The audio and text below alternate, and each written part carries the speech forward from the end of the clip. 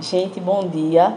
Meu nome é André Oliveira, eu sou profissional das técnicas radiológicas e durante esse mês de dezembro nós vamos estar lembrando, orientando a população e os profissionais a respeito do HIV, né? Que é uma doença séria que afeta todo mundo, por isso a disseminação de informações para que nós possamos prevenir, buscar a prevenção e a orientação para aqueles que já possuem. Por meio do Sistema Único de Saúde, o Brasil é uma referência sobre a doença e a forma de prevenção. Muito importante para que todos nós, brasileiros e profissionais de saúde, por meio do Sistema Único, que é o SUS, o Brasil passou a ser uma referência internacional no tratamento do HIV e da AIDS, disponibilizando para todos os pacientes, os antirretroviral, bem como o acesso à testagem e ao preservativo, e a camisinha e o lubrificante. Então, para a gente iniciar, para mim é uma alegria muito grande estar com vocês. Qual a diferença entre o HIV e a AIDS? Ter o HIV não é a mesma coisa de ter a AIDS. A AIDS, o HIV, é uma sigla em inglês do vírus da imunodeficiência humana, que é o causador da AIDS, que ataca todo o sistema imunológico, que é responsável por defender organismos contra as doenças.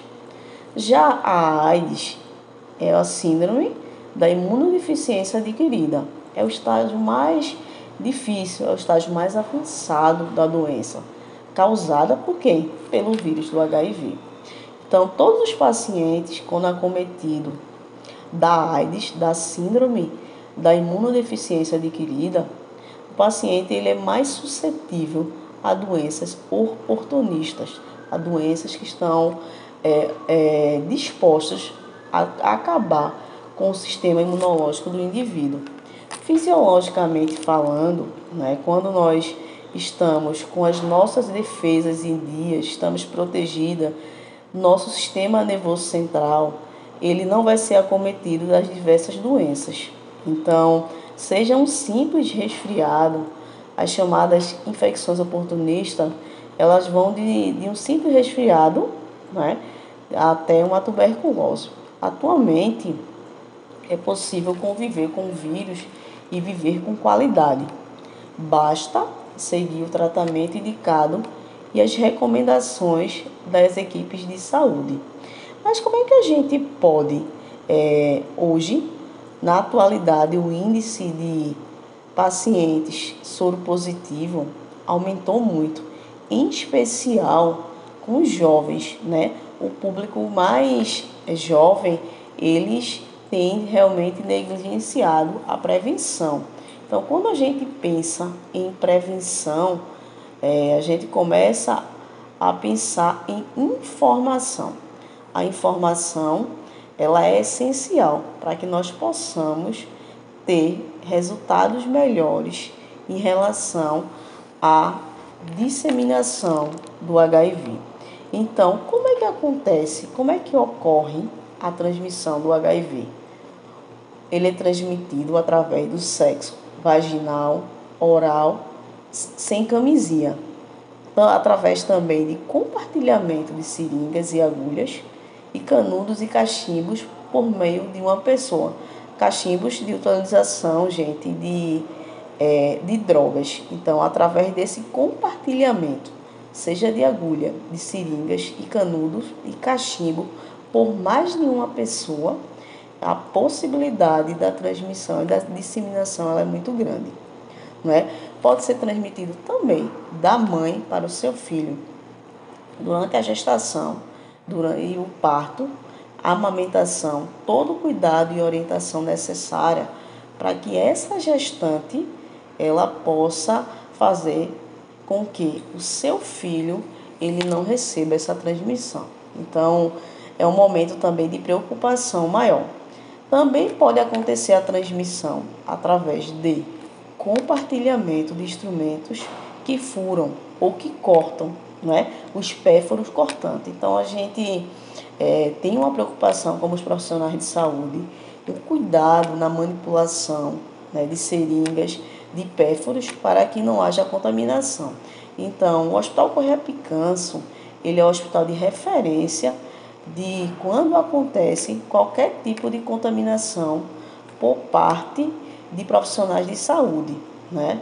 Então, o Correia Picanso, ele é uma referência de todo paciente que, porventura, venha ter o contato com o paciente que tenha possível HIV. Então, o paciente é direcionado ao hospital para realização de testes e verificação se tem, através de exames ambulatoriais, né? Realização de teste rápido de HIV e doenças associadas. Como é que não transmitem o HIV? Em que momento isso não acontece, essa transmissão? Então, às vezes, há uma certa confusão, um certo conflito de informações por parte da população, não é? Que muitas vezes trouxe muito preconceito para os pacientes que são soropositivos.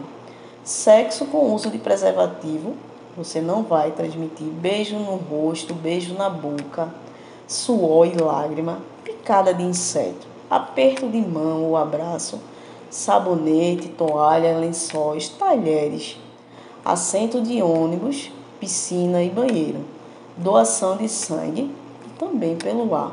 Então, as ISTs, as doenças que são com essa nomenclatura, né, infecciosas, estão passando, né, através da relação sexual, elas têm essa peculiaridade de transmissão. Mas como é que a gente pode pensar em prevenção?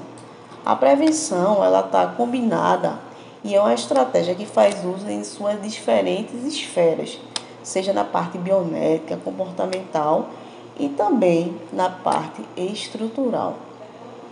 Para os diferentes tipos de pessoas e de grupos sociais e comportamentos, mediante ações que levem em consideração suas necessidades e especialidades. Então, a população, ela precisa estar orientada, munida de informações, né, de prevenção, para que a contaminação ela venha a diminuir, né? Atualmente, a prevenção é a melhor forma, né, de evitar a contaminação e a disseminação do vírus da imunodeficiência. O uso de preservativo, seja ele masculino e feminino, em todas as relações sexuais. Não compartilhe agulhas, seringas, canudos. Então, é muito importante que a gente consiga orientar a população em todos os momentos, na juventude, durante por exemplo, a iniciação sexual, que hoje muitas vezes tem sido muito rápido, né? E com isso a gente tem essa preocupação de conscientizar, de cuidar da população mais jovem, né? De orientação. Por exemplo, se a mulher ela encontra-se gestante, durante todo o pré-natal ela vai realizar exames para que tenha a preocupação de ter a certeza que o pré-natal, com exames regulares durante a gestação, para prevenir a transmissão vertical, que é a transmissão de mãe para filho. Durante a gestação e no parto, pode ocorrer a transmissão do HIV, vírus causador da AIDS, e também de outras doenças, da sífilis, da hepatite.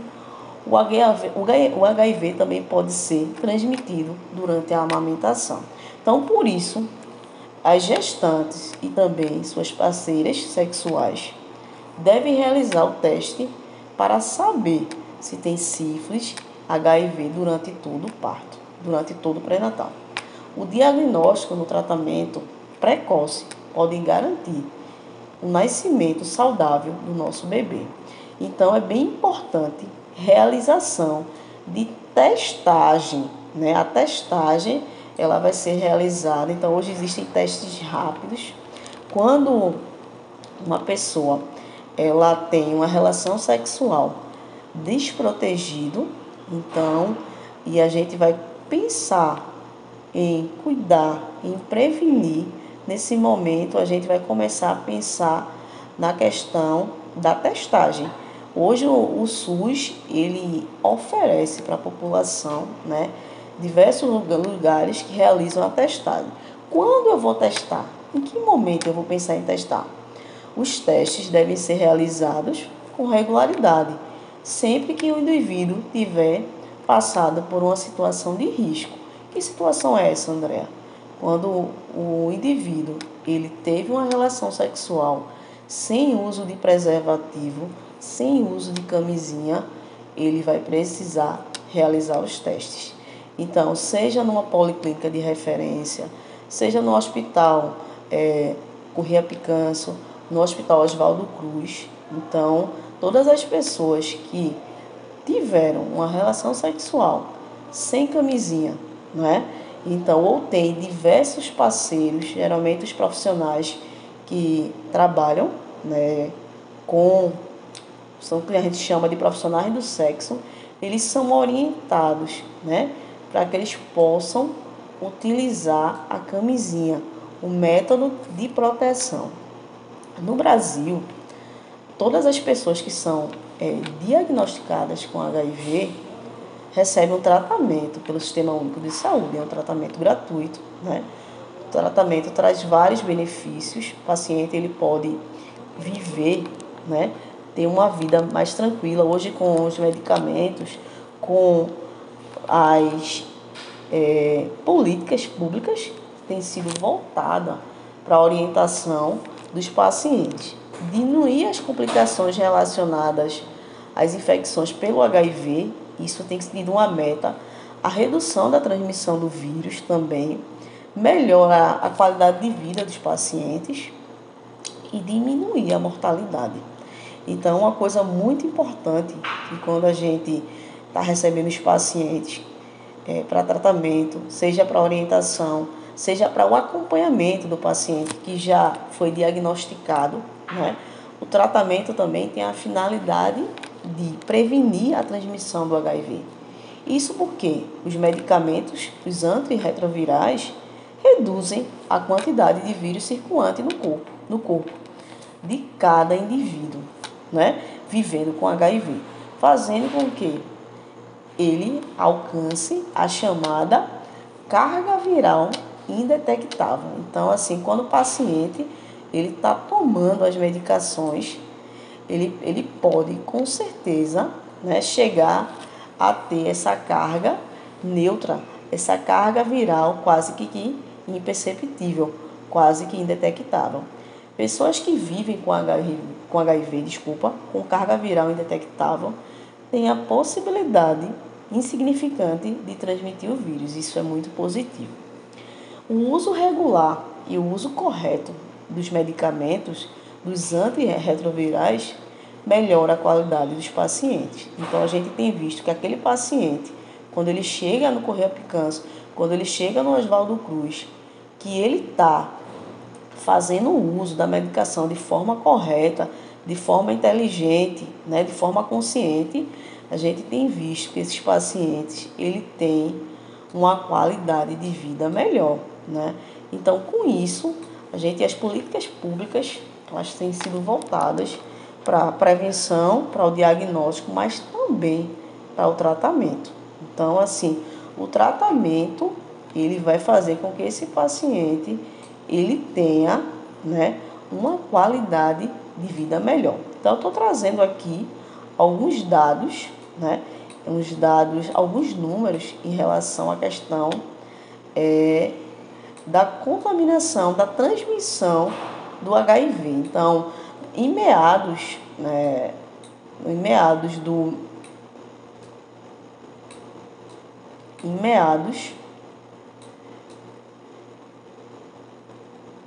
de 2017,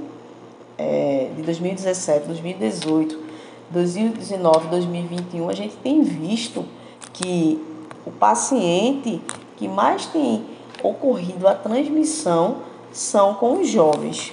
Então, os jovens eles têm sido, né, mais acometidos com a doença, com a transmissão do vírus, e isso tem sido uma política de preocupação seja do Ministério da Saúde, da Secretaria de Saúde de Pernambuco e de todos os estados para que a gente consiga uma melhor qualidade.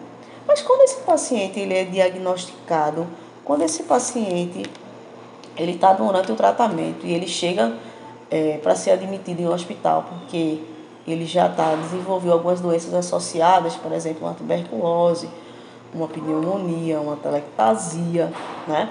E como é que vai ser esse tratamento? E aí existem exames de eleições para isso, que é o exame do tórax, onde a gente tem uma visualização de toda a área cardíaca, a gente tem uma visualização da área pulmonar, a gente tem a visualização dos seios cardiofrênicos, dos seios contrafrênicos, do hilo pulmonar. Então, às vezes, há uma TB, uma tuberculose lá que já está há algum tempo inserida e o tratamento não está acontecendo.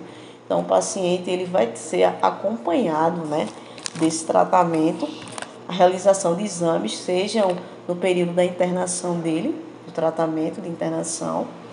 E aí, esse paciente, se o agravo da doença passa a ser maior, ele perde os sentidos, ele perde a questão da mobilidade, a questão respiratória. Esse paciente, ele muitas vezes vai precisar ser intubado.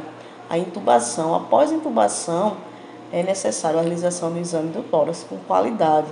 Um exame em que esse paciente, ele vai verificar, né, o médico vai verificar através desse paciente, naquela imagem radiográfica, não é? A realização de um exame com qualidade, para que verificar se esse tubo está correto, para verificar se essa intubação ocorreu de forma correta. Então, assim, o exame do tórax é um exame de eleição, que serve de orientação para todo o tratamento, se esse paciente vai precisar receber uma medicação, um antibiótico. Então, tudo isso vai servir de referência, tá certo? Então, o paciente com HIV, muitas vezes ele sofre muito preconceito. Ele está sendo muitas vezes excluído pelas famílias. Então, o acolhimento, quando ele chega na unidade de saúde, ela é fundamental. Seja a partir do momento da entrada na triagem, e esse paciente, ele muitas vezes, ele carrega consigo muitas dores. E o acolhimento, né, a orientação para que esse paciente ele possa se recuperar, possa voltar ao convívio social de sua família. Então, nesse ano, né, nesse mês de dezembro, é um mês de conscientização, de orientação, é um mês de prevenção, acima de tudo, o uso da camisinha, tendo sabedoria, tendo realmente entendimento da responsabilidade que nós temos, tá certo? Então, eu queria compartilhar essa mensagem rápida. Um forte abraço para todos vocês e espero ter conseguido, né, partilhar um pouquinho do meu conhecimento, tá certo? Muito obrigada, gente.